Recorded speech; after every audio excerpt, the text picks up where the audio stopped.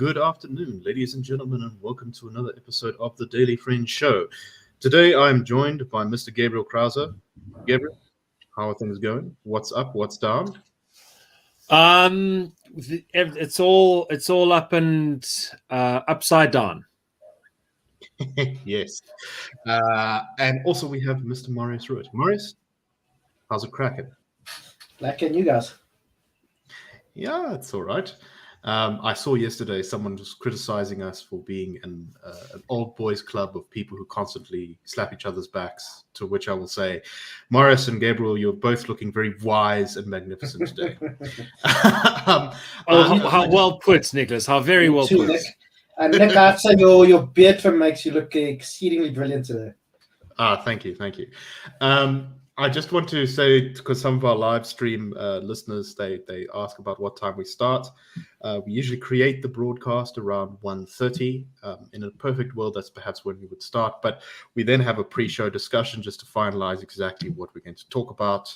And that usually takes about 15 minutes. So we normally start about 1:45. Obviously, to those watching this later and those listening to the audio, this isn't really a consideration. But anyway, let us get stuck into the first story of today, and that is a survey by Afrobarometer.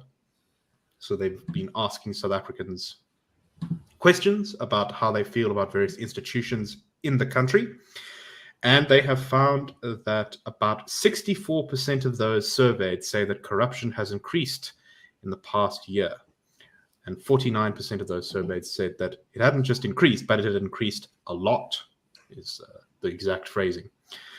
This was from a survey done in May and June of this year, where they interviewed 1,600 adult South Africans. The Afrobarometer says it's about a margin of error of 2.5 percentage points.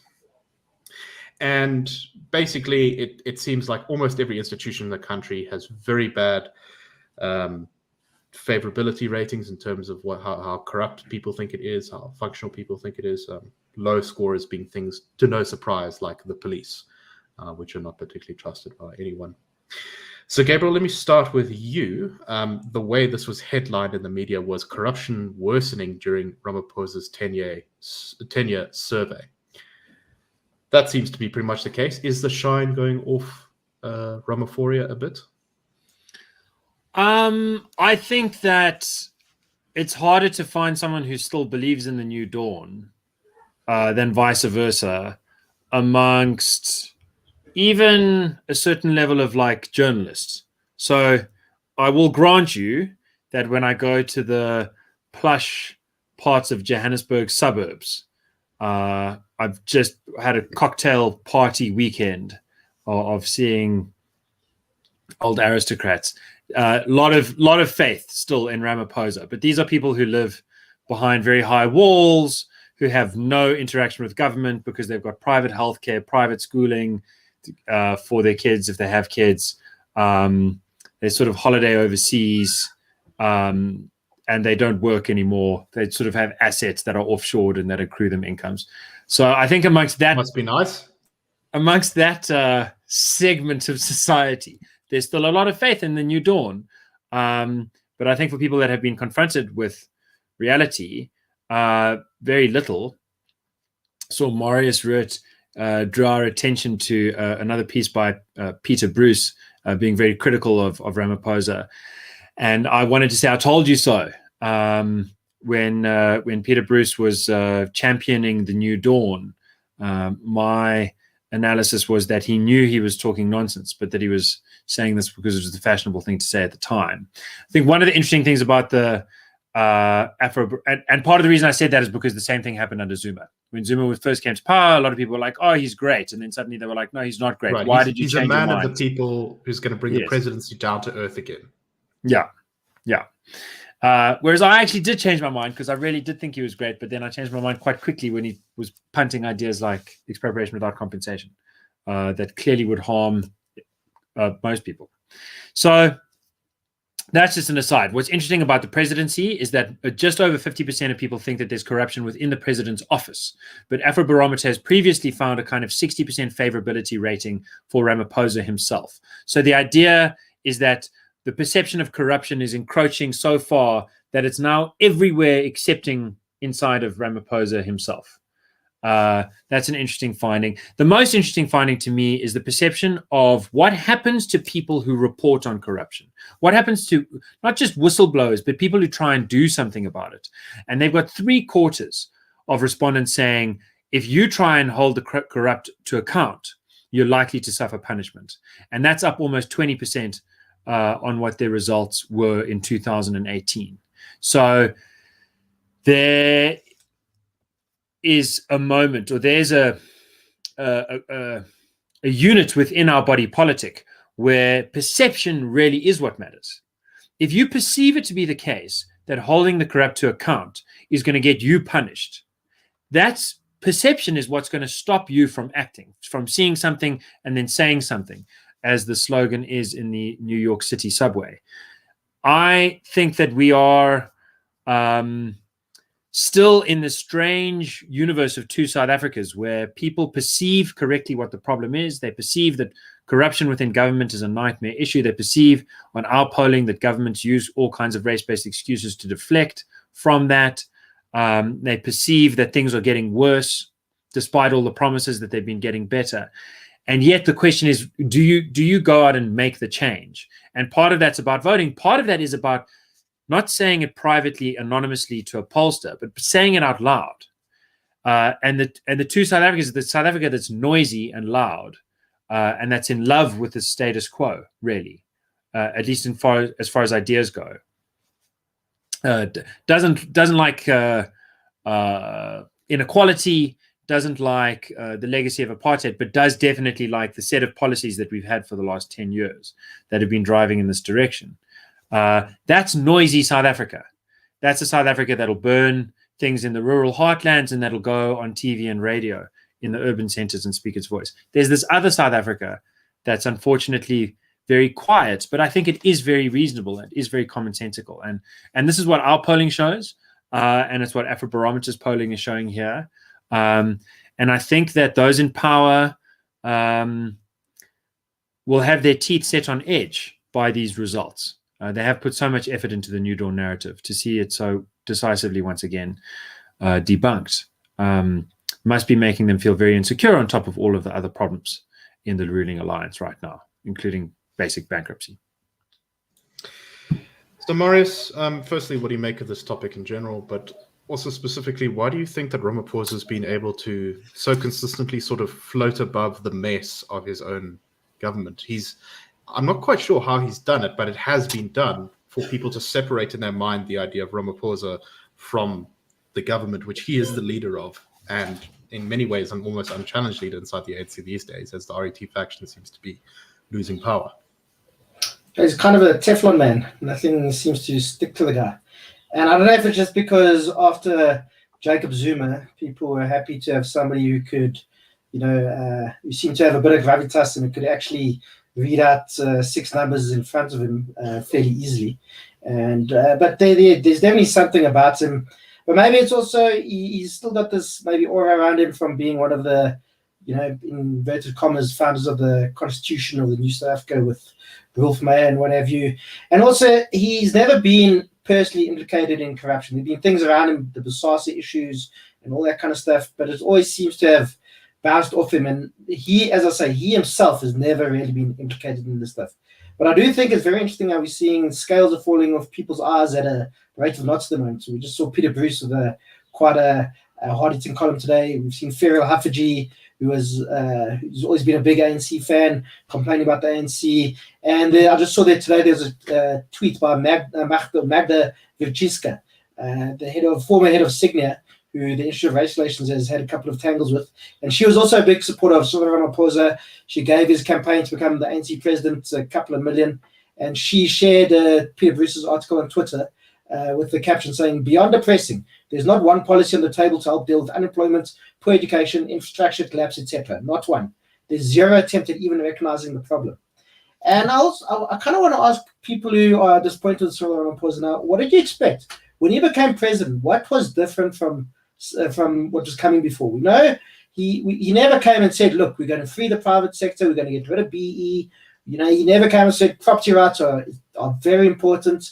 He's a product of the ANC, and he'll do what the ANC wants to do. And we've actually seen, since he became president, there's been a ramping up of these, very status policies. We see now the new Employment Equity Bill is probably going to go through soon, where there might be basically racial quotas for different sectors. EWC's been ramped up under him. Things like NHR are still around. So, nobody should be surprised that this is happening. So Ramaphosa has actually never pretended to be anything but what he's showing us to be. But can I jump in there to say he is rich, and South Africa is a fresh democracy, and even in old democracies, people confuse wealth with respect for free markets. So I remember the polling in 2017 showing that 80% of ANC supporters preferred Ramaphosa to Nkosazana Dlamini Zuma to take over, and that 85% preferred more business-friendly policies to radical economic transformation. People did not want radical economic transformation, i.e.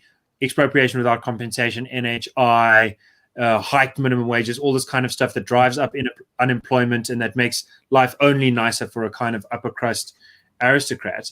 People didn't want that. They wanted common sense jobs growth policies. And they assumed that the rich guy would want that too.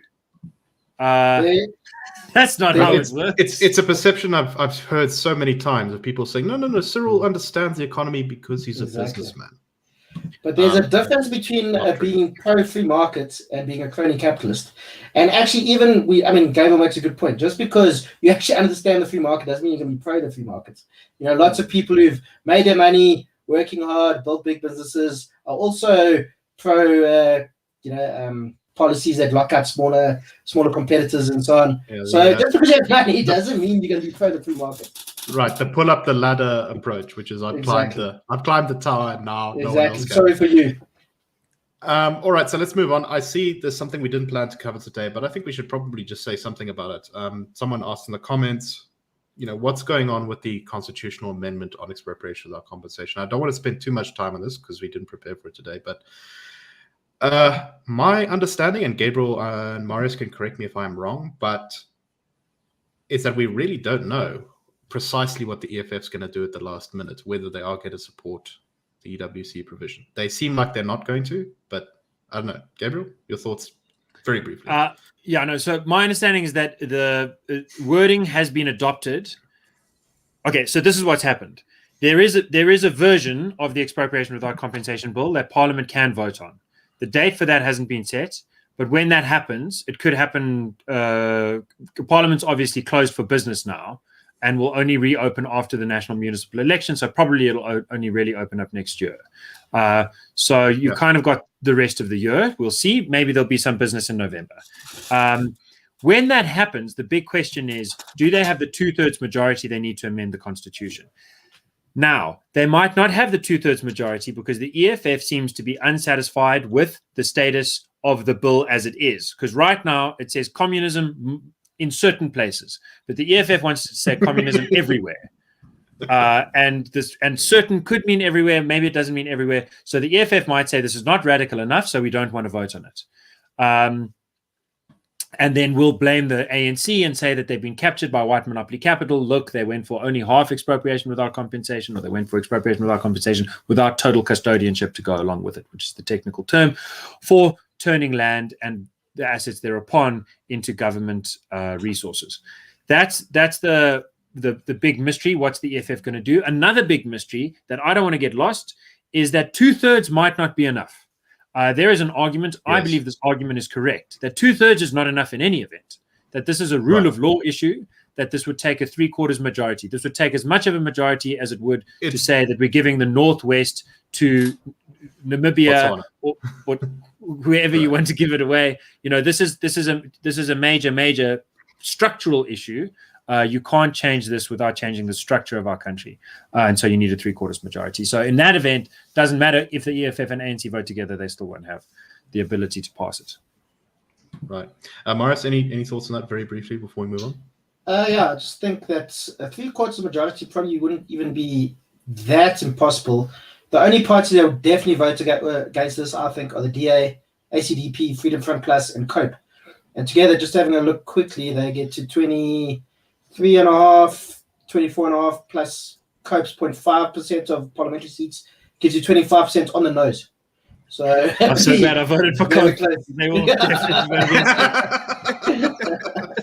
it. Look, I might be wrong, and this is quickly looking now, just doing some calculations in my head. So yeah, I think it's still but I mean, obviously, if the FF decides to step away, then this thing will be dead in the water. So let's hope so. No, it's tight. And if they get 2/3 of majority, then you have to fight in court about whether it really should have been 3/4. In the meanwhile, it's being implemented. In the meanwhile, money leaves. In the meanwhile, jobs go down, crimes goes up, rebellion, insurrection, all of the nightmares continue, and you're putting more pressure on the court. So it'd definitely be better if there's not even a 2/3 majority. But even if there isn't, the expropriation bill, which is a separate issue, can still go through. And under the interpretation that's being pushed by the ANC, that would not require a constitutional amendment. It would allow expropriation without compensation. That's why we've been fighting that as well. You got to fight everywhere. This is whack-a-mole. The bad ideas pop up left, right, and you got to smack them down wherever you can. No, exactly. All right. Thank you, gentlemen, for tackling that topic without preparing. And let us move overseas now to the great geopolitical shifts that are going on around us. Of course, we've talked, many people have been talking, including us on the show, about the sort of Cold War 2.0, electric boogaloo. And it looks like a new development has happened in the race to build an alliance against China's growing power.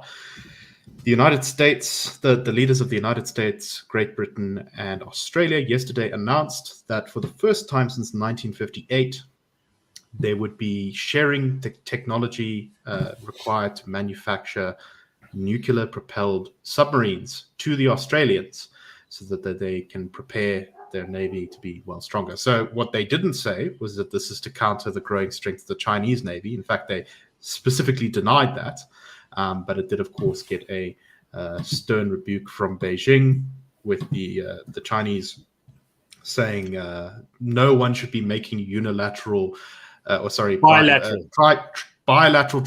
agreements that come at the expense of a third party, which is very sort of wishy-washy diplomatic speak for, hey, you can't be making alliances without us.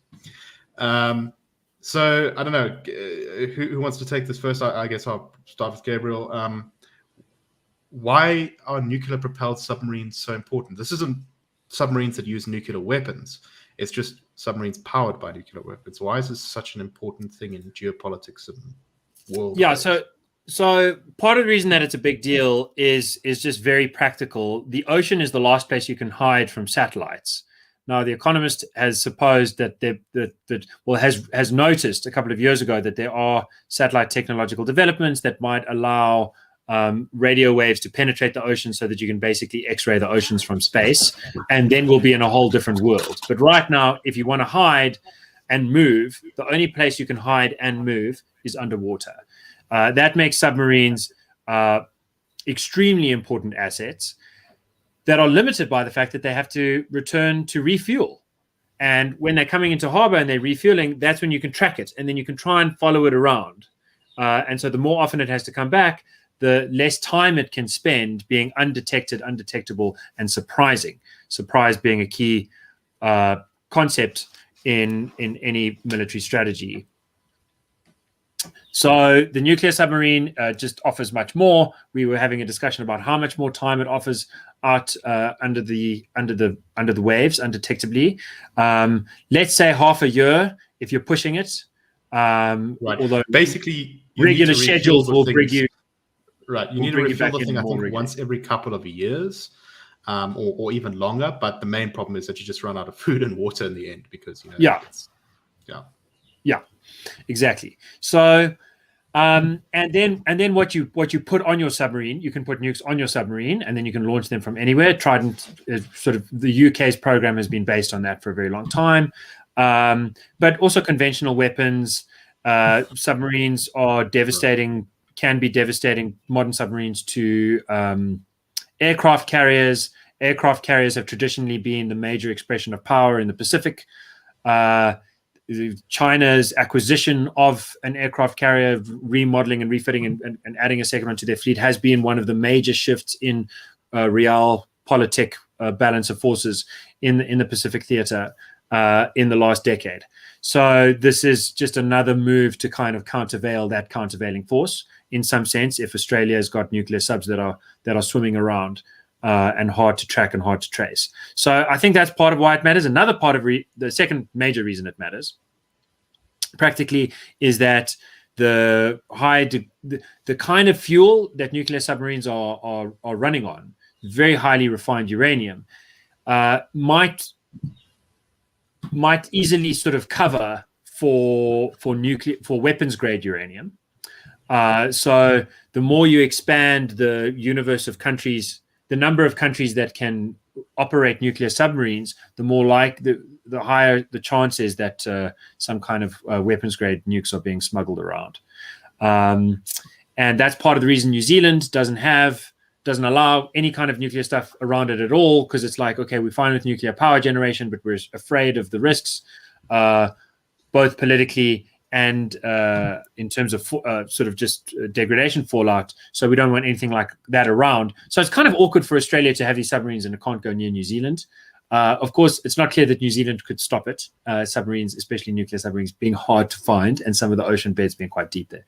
But so those are the two main things. Is that's a bit of a risk, giving new tech to Australia, and you worry about them smuggling new nukes, but accepting you think that's not really likely to happen. I don't anyway.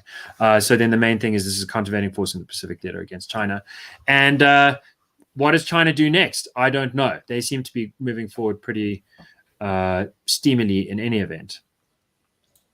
So one of the other countries in the world that does actually have access to nuclear subs, currently I think we were trying to list them before the show: Russia, the United States, Great Britain, France, India, China, and now Australia will be joining that club. And it does look like the US is really trying to build an alliance of countries in the region. As someone in the comments mentioned, Japan is also militarizing in response to China's growing naval strength. And so, yeah, it really does look like we're set off for a much tenser Asia, particularly in the South China Sea, which is very heavily contested between China and all of the countries in that region.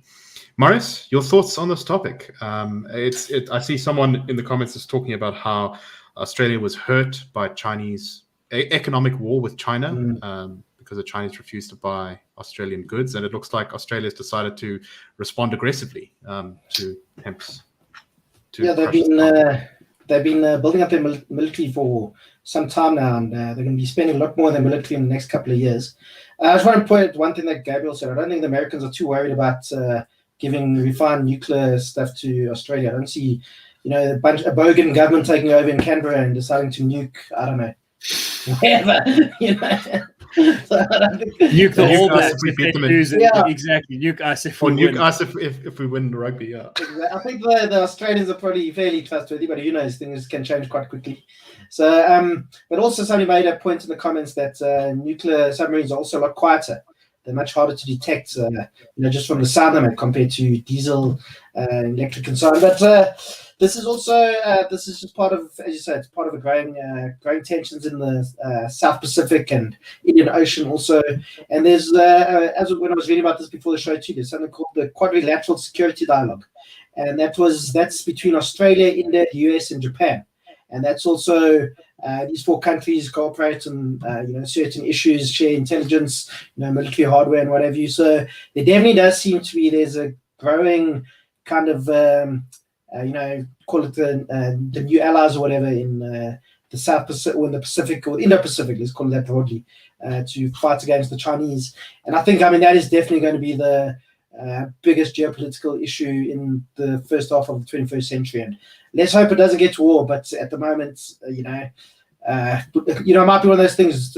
Historians in 2050 might look back and say, look, it was inevitable. Look what was happening. So let's hope it doesn't happen. Nicholas is muted. Yeah, you're muted, Nick. Your wisdom is being anyway, sorry. One more thing I wanted to say before we move on is just that another reason that this might change the geostrategic balance is, of course, we all know that China is very interested in taking control of Taiwan, which it claims as part of its territory. And if there was a potential Chinese invasion, it would, of course, need to be conducted navally across the straits there.